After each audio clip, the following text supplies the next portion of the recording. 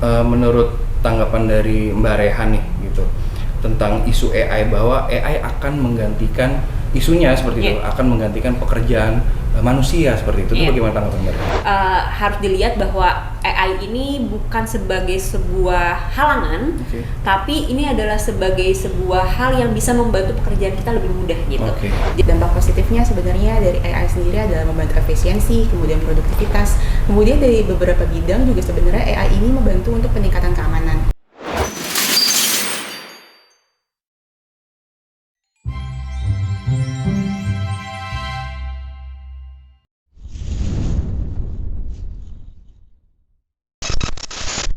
Halo Partners, kembali lagi di Bicara. Nah, kita masih membahas mengenai AI dari aspek hukum kekayaan intelektual. Nah, kita kembali ke pertanyaan sebelumnya nih. Apabila dari hukum hak cipta ya, si pencipta ini apakah masih diakui apabila apabila ciptaannya tersebut dibuat dari AI seperti itu? Saya bantu jawab ya Mas Riza. Jadi sebenarnya itu adalah permasalahan yang memang sedang banyak dibahas oleh orang gitu.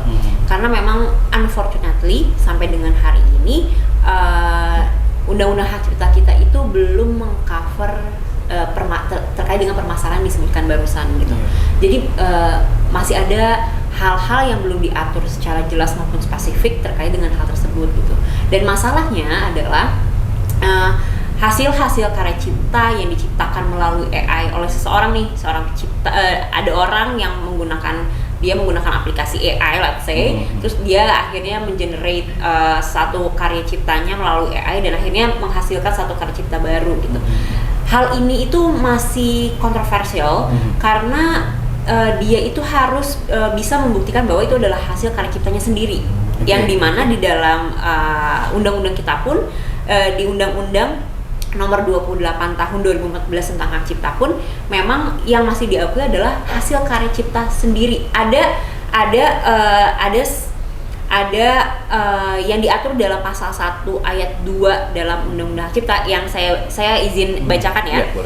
Pencipta adalah seseorang atau beberapa orang yang secara sendiri-sendiri atau bersama-sama menghasilkan suatu ciptaan yang bersifat khas dan pribadi. Ada dua hal yang harus kita garis bawahi di sini, yaitu bersifat khas dan pribadi. Khas ini bisa kita rujuk sebagai satu kata, yaitu originalitas. Nah, ketika kita berbicara tentang originalitas, itu berarti karya cipta yang memang harus berasal dari seorang pencipta itu sendiri, tanpa dipengaruhi atau tanpa dibantu dengan alat-alat tertentu gitu ya. Jadi ketika orang mengenerate suatu karya cipta melalui AI, itu bisa jadi tidak menimbulkan atau tidak melahirkan satu karya cipta yang memiliki kekhasan yang tadi disebutkan dalam pasal tersebut. Dan juga ini bersifat pribadi gitu ya. Jadi untuk lagi-lagi sampai sekarang permasalahan hal yang tadi ditanyakan oleh Mas Riza itu, pencipta itu apakah bisa sih dapat perlindungan ketika dia menghasilkan satu karya cipta dari AI? Itu masih belum ada jawaban pasti mengenai boleh atau tidak bolehnya gitu. Karena memang dalam undang-undang ini belum juga diatur secara jelas. Kalau kita merujuk undang-undang ini, kita masih bisa bilang bahwa itu belum bisa gitu.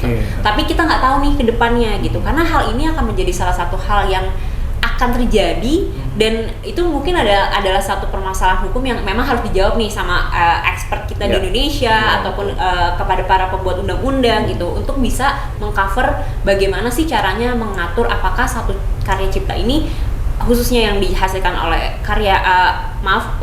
diciptakan oleh AI ini adalah hal-hal yang memang bisa dilindungi gitu. Seperti itu Mas Riza. Nah, apabila AI ini merugikan orang lain ya, terkait dengan misalkan privacy atau data pribadi gitu ya, siapa yang akan dituntut? Apakah si pencipta AI-nya atau AI-nya atau seperti apa? Nah, untuk terkait dengan data pribadi sendiri, seperti kita ketahui Indonesia baru aja punya undang-undang data pribadi ya. Tapi lagi-lagi itu hal yang mungkin kita masih, untuk sekarang sih kalau kita ambil dari perspektif intellectual property, yang akan dilihat itu adalah siapa pemilik dari AI tersebut Jadi yang kita masih merefer adalah siapa yang pemilik dari AI tersebut, dan pemilik itulah yang harusnya bertanggung jawab gitu. Tapi dan again sekarang AI sudah banyak yang machine learning ya, yang dia bisa mengenerate data sendiri dan mereka bisa menghasilkan hasil-hasil karya cipta sendiri gitu, tanpa harus ada orang yang mengkontrol di balik itu, dan pun bisa mengolah data-datanya gitu ya. Jadi ini juga permasalahan yang memang patut untuk terus dibahas dan terus dicarikan solusi, karena memang yang sudah saya bilang berkali-kali bahwa ini adalah permasalahan baru yang memang masih banyak kekosongan hukum yang terjadi di sini gitu, khususnya juga di Indonesia ya.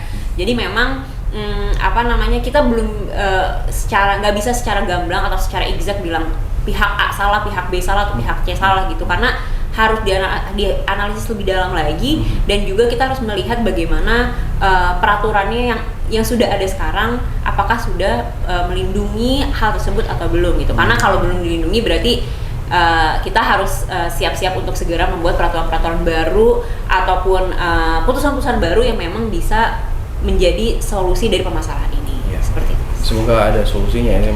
Semoga sih lebih cepat ya. Betul. Oke, ini ada pertanyaan menarik ya. Bagaimana cara kita menggunakan AI ini dengan baik dan bijaksana ya? Jadi kita bisa terhindar dari masalah hukum pastinya seperti itu. Sebenarnya kalau cara yang bijaksana adalah sebenarnya pengontrolan dari diri sendiri. Karena kan sebenarnya disebutkan di awal tadi, sebenarnya AI itu ada dampak positifnya dan ada dampak negatifnya. Dampak positifnya ya kita sangat terbantukan karena membuat sangat efisiensi, kemudian produktivitas, kemudian di beberapa bidang itu meningkatkan keamanan juga keakuratan. Tapi ada beberapa dampak negatifnya yang sudah dibahas tadi sebelumnya juga, bisa mengurangi pekerjaan, karena sebenarnya pekerjaan manusia bisa dikurangi, pekerjaan yang bersifat repetitif, yang berulang, yang bisa dilakukan secara sistematis gitu. Nah, untuk itu sih sebenarnya lebih ke pengontrolan diri sendiri sih, pengontrolan penggunaan AI itu sendiri, gitu sih. Oke, ini terima kasih Mbak Rehan, Mbak Lisa atas insight-nya lah buat teman-teman juga yang sedang menonton Abicara. Semoga bermanfaat buat teman-teman semua terkait AI-nya. Sebelum kita tutup, mungkin ada closing statement dari Mbak Rehan dan Mbak Lisa, silakan. Ya, jadi untuk teman-teman mungkin dari pembicaraan kita masih bisa simpulkan sedikit ya, bahwa memang untuk terkait dengan artificial intelligence ini masih banyak kekosongan hukum. Masih belum ada peraturan jelas, apakah ini diperbolehkan, apa yang tidak diperbolehkan, apakah ini dilindungi atau ini tidak dilindungi, seperti itu. Khususnya karya cipta yang memang diatur dalam undang-undang hak cipta gitu ya. Jadi jawabannya adalah memang belum ada aturannya.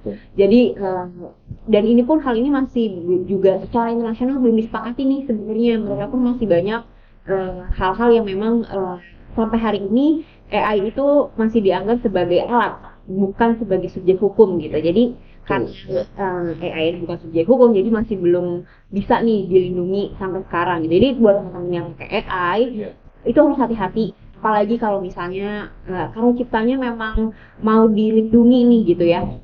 Boleh menggunakan AI tapi coba secara bijaksana, tadi seperti yang Mbak Lisa bilang, coba dikontrol lagi, lebih mengkontrol diri dan lebih bijaksana agar ya gitu nantinya tidak ada permasalahan hukum di depannya, karena permasalahan terkait dengan apakah benar ini adalah hasil AI atau apakah ini benar hasil dari penciptanya sendiri gitu. Karena kita belum mengetahui secara exact dan juga belum ada peraturan yang mengatur jelas tentang hal itu, jadi harus lebih berhati-hati dalam penggunaan AI. Menggunakan AI dengan bijaksana ya. Iya, betul sekali. Oke. Thank you Mbak Rehan. Mbak Lisa, mungkin ada yang mau disampaikan? Untuk penyampaian terkait AI, karena untuk sampai saat ini belum ada aturan hukum secara khusus, baik secara internasional maupun secara nasional, yang memang harus ada penggunaan secara bijaksana, kemudian pengontrolan juga, agar terhindar dari permasalahan hukum di kemudian harinya. Iya, itu kita harapkan ya, supaya tidak ada permasalahan hukum di kemudian hari. Betul. Oke, baik, terima kasih Mbak Rehan, Mbak Lisa juga. Baik, kita akan terima kasih juga buat yang nonton Abicara. Kita akan kembali lagi di program-program Abicara berikutnya. Baik, terima kasih, sampai jumpa.